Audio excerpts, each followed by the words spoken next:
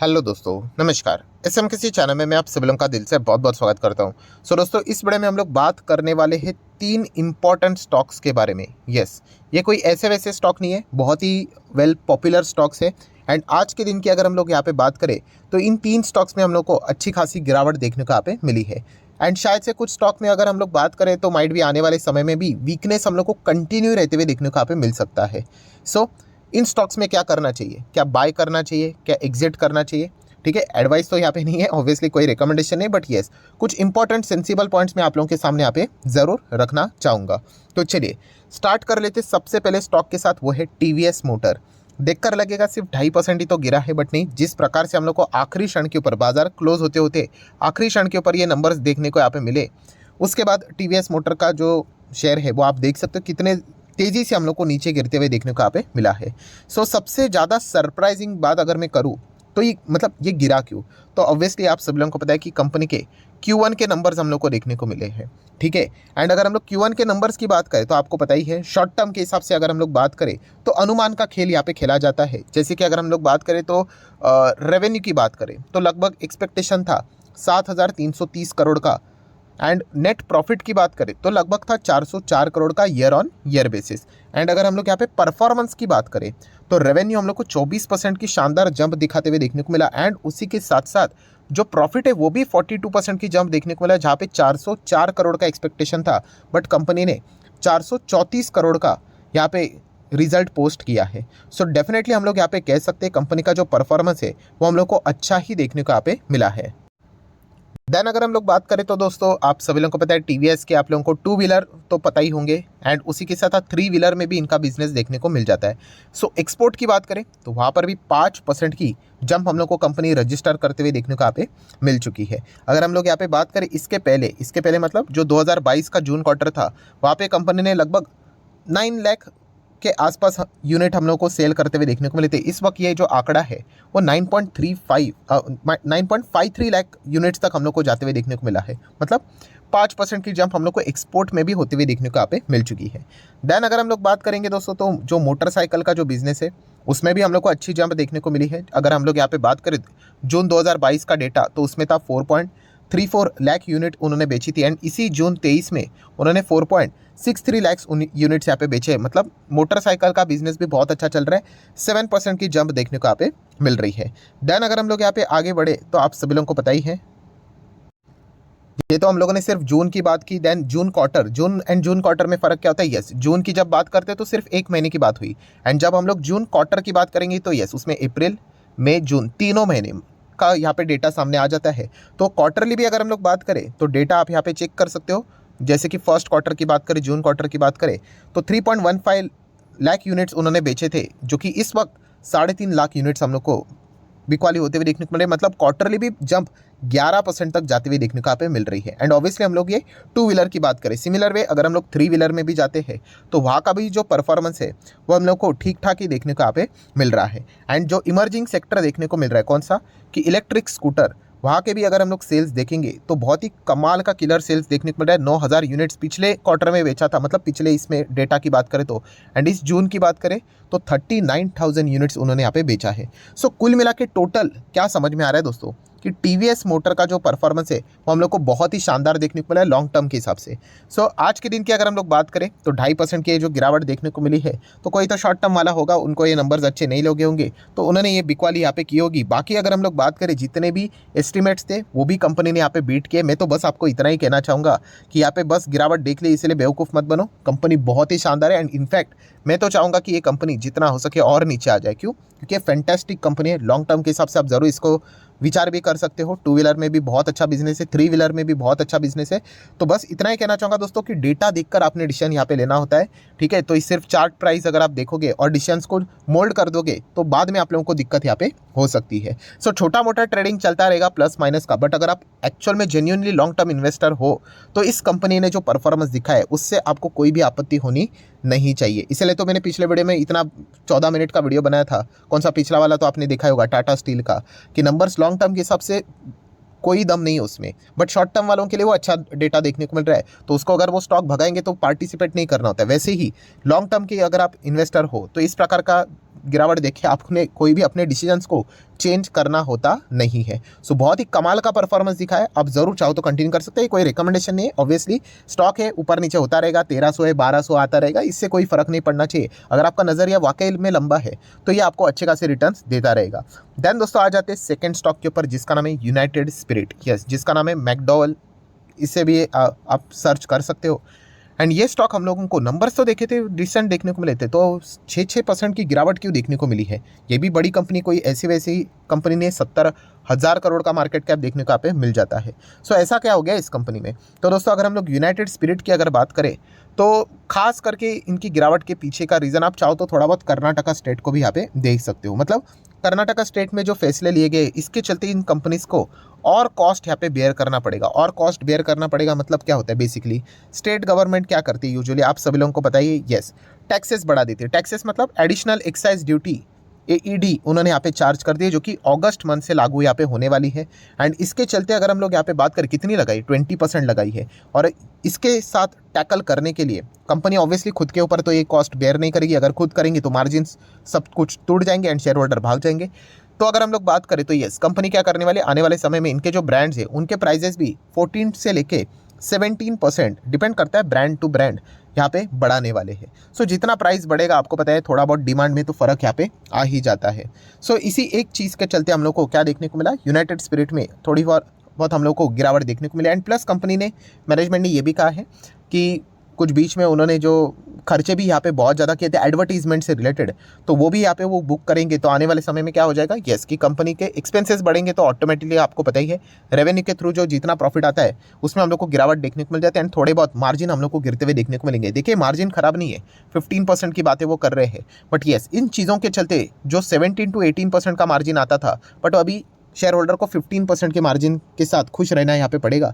ये पॉइंट उन्होंने यहाँ पे बोला है। तो इसी चीज़ के चलते इंट्राडे की बात करें तो 5-6% हम लोग को गिरते हुए देखने को मिला है। इसके चलते कोई तबाही नहीं आएगी। बट येस, क्या यूनाइटेड स्पिरिट लॉन्ग टर्म के लिए अच्छा स्टॉक है कि नहीं, सो आप चाहो तो जा सकते, बट पर्सनली मुझे इतना कुछ खास नहीं लगता। ये मैंने पर्सनली बोला है, ठीक है। हर किसी का अपना अपना ओपिनियन अलग हो सकता है। 5 साल में आपका पैसा 60% तो यहाँ पे बन ही जाएगा, बट ये बहुत स्लो चलता है दोस्तों। कुछ नहीं है, ये देखिए फ्लैट ही चलेगा, एकदम गिरेगा भी नहीं, एकदम भागेगा भी नहीं, एकदम फ्लैट चलता है। मतलब बोलते हैं ना कुछ स्टॉक ऐसे है दोस्तों, इससे अच्छा FD कर लेंगे हम लोग। क्यों? क्योंकि शेयर मार्केट में इतना रिस्क लेके, ठीक है, अपना मतलब बोलते हैं ना हेल्थ खराब करके बहुत सारे लोग देखते रहते हैं कि शेयर प्राइस कितना है ऊपर नीचे, बहुत सारे मतलब कि सभी लोग देखते रहते हैं। तो इतना पैनिक माहौल में सब कुछ करने के बावजूद हम यहाँ पे कह सकते हैं कि FD में आपका अच्छा सेफली रिटर्न बन जाएगा। इतना मगजमारी अगर करनी ही है तो अच्छे स्टॉक में चले जाओ, ये बताने का मकसद है। तो यूनाइटेड स्पिरिट खराब नहीं है, लेफ्ट टू राइट ऊपर जाएगा, बट बहुत ही स्लो वॉलेटिलिटी ले लेकर आपको ऐसा करके लेके चला जाएगा। तो इससे बेटर ऑप्शन बाजार में अवेलेबल है। अगर आप लोगों को लिक्कर स्पेस में ही जाना है, अगर जाना ही है तो मैंने आप लोगों को पता ही है, इसके पहले भी वीडियो बना के रखा हुआ था। तो एक ही कंपनी मुझे अच्छी लगती है एंड दोस्तों वो है रेडिको खेतान। यस, रेडिको खेतान बहुत decent company, return wise performance wise सब कुछ अच्छा नजर आता है। 5 साल में इसने 230% के भी रिटर्न दिया। और ये कोई आज की बात नहीं है, आप मेरे चाहे तो पुराने 3-4 साल के वीडियोस भी देख सकते हो। तभी लिकर स्पेस से रिलेटेड मैंने आपको बताया था कि यूनाइटेड ब्रिवरीज की बात करें, GM ब्रिवरीज की बात करें, स्पिरिट की बात करें, सब बोरिंग स्टॉक लगते हैं, ज़्यादा रिटर्न्स नहीं बनेंगे। रेडिको खेतान में हम कह सकते हैं चैलेंजेस है, जहाँ पे अच्छे खासे रिटर्न्स भी बनेंगे। ऑब्वियसली ये भी स्टॉक बहुत ज़्यादा गिरता है, 30-40%, तो उस हिसाब से आप चाहो तो इसको स्टडी कर सकते हो।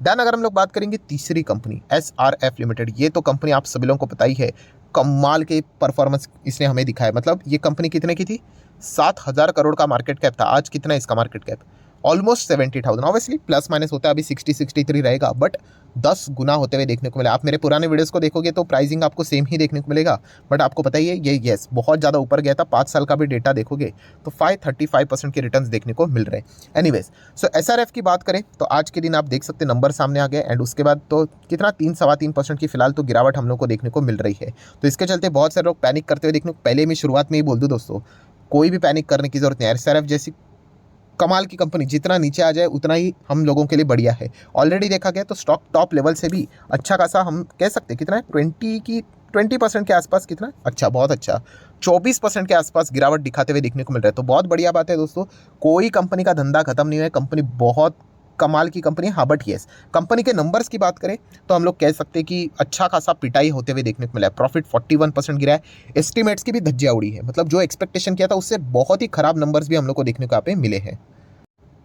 मतलब अगर हम लोग डिटेल में ही चीज़ों को पढ़ने जाए तो आप यहाँ पे चेक कर सकते हो कि लास्ट टाइम कंपनी का जो परफॉर्मेंस था 608 का था करोड़ का, किसका प्रॉफिट की बात हो रही है, वो कितना आ गया केवल 350 के आसपास। तो पुअर परफॉर्मेंस तो ही देखिए, इसका अर्थ ये नहीं कि चलो कंपनी मतलब बोलते हैं ना खटारा बन गई भंगार बन गई कंपनी, तो ऐसा बिल्कुल भी नहीं है। ये फेज़ हर किसी के कंपनी के लाइफ में यहाँ पे आ जाता है, हमें बिजनेस पॉइंट ऑफ व्यू के हिसाब से सारी चीज़ें कवर करनी होती है। देन अगर हम लोग बात करें, अच्छा तो एस्टिमेट भी कितना था, तो एस्टिमेट भी आप देख सकते हो 436 CR के आसपास का एस्टिमेट किया गया था और आया भी कितना, बहुत ही दूर 350, मतलब कुछ ज़्यादा ही हम लोग को खराब परफॉर्मेंस देखने को मिला। मतलब एस्टिमेट के हिसाब से भी लगभग हम कह सकते हैं सब कुछ 40-36% की गिरावट देखने को यहाँ पे मिली है। देन अगर हम लोग कुछ और हाइलाइट्स को अगर हम लोग यहाँ पे स्टडी करें ईयर ऑन ईयर बेसिस, तो रेवेन्यू भी कितना डाउन है, लगभग 14%। 3600 का एक्सपेक्टेशन था तो 3300 ही देखने को मिल रहा है।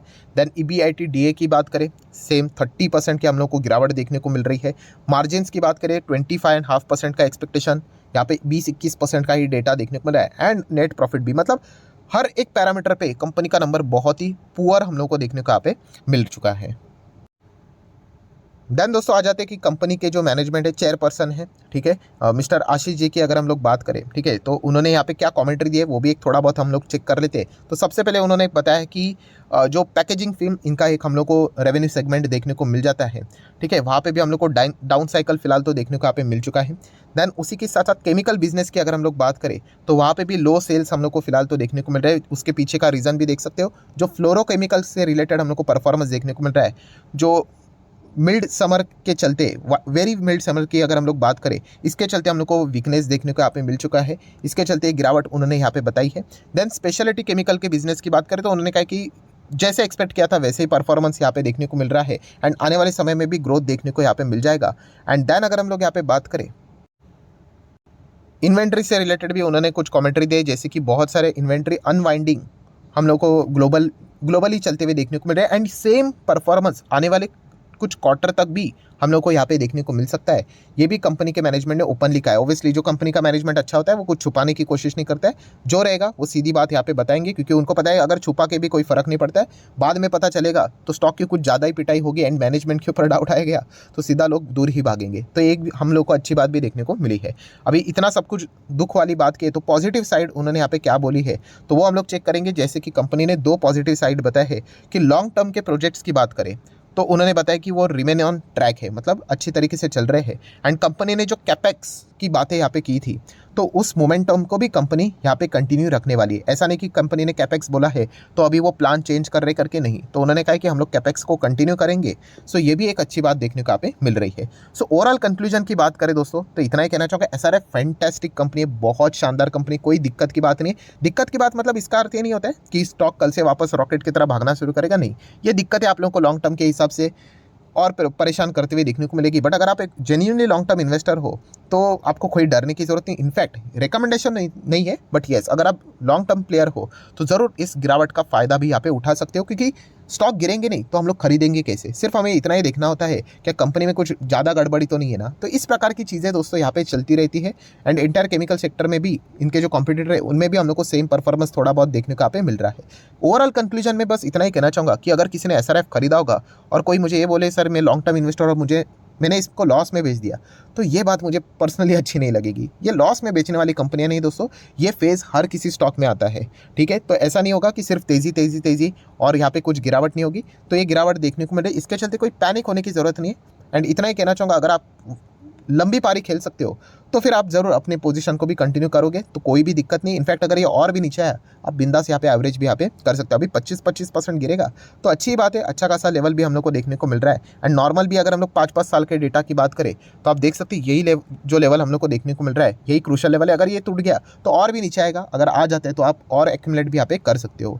फायदा किसको होगा, जो लॉन्ग टर्म में यहाँ पे होल्ड करेगा उन्हीं को फायदा होगा। शॉर्ट टर्म वालों की कोई गारंटी नहीं दोस्तों, शॉर्ट टर्म में बहुत सारी चीज़ें चलती रहती है।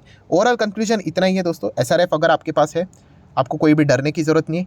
TVS मोटर अगर आपके पास है कोई भी डरने की ज़रूरत नहीं। यूनाइटेड स्पिरिट कुछ भी हो जाए, नंबर कितने भी अच्छा जाए वैसे भी हम लोग इग्नोर ही करते हैं, तो हम लोग उसको अवॉइड ही यहाँ पे करते हैं। बट ये दोनों कमाल की कंपनी से कोई पैनिक करने की ज़रूरत नहीं है।